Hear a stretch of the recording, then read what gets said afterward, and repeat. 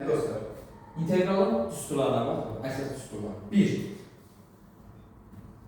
Tutaq ki, dx funksiyası, yəni qabaqda heç bir yazılımında bilir. Bunun integralı x plus c. C sabitli x-li dəyişən. 2. Hər hansı bir k dx funksiyasının törəməsi. K burada sabit ədəddir. Hər hansı bir ədədin integralı yanında yazırsınız k x plus c. Bu nə deməkdir? Misal tutaq ki, yazdıq 5 dx. 5'in yanına bir dənə integral altı funksiya, yəni dəyişən hansısa onu yazırsınız, plus c. 5x plus c.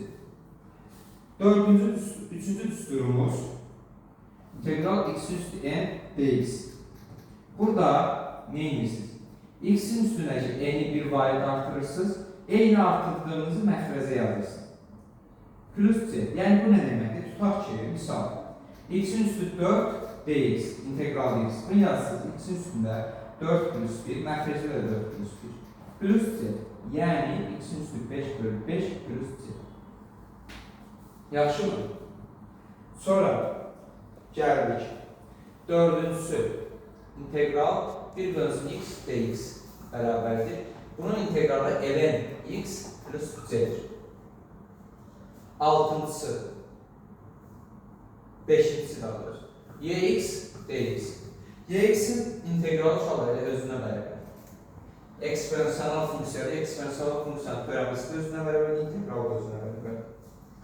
Altıncısı, üstü funksiyanın törəməsi. Ax dx.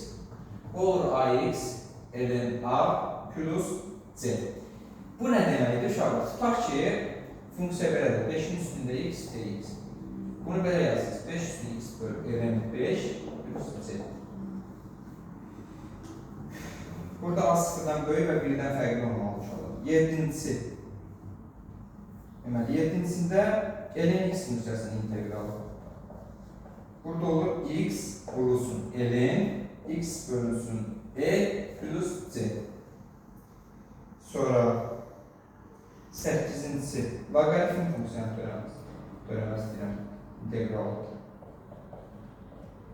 X vurulsun logaritm a x bölünsün plus c. Bunun izahlarını və digər artıq düsturları öyrənmək istəyirsə kanala abunə olun, like atmalı və buton açmağı unutmayın. Sağ olun.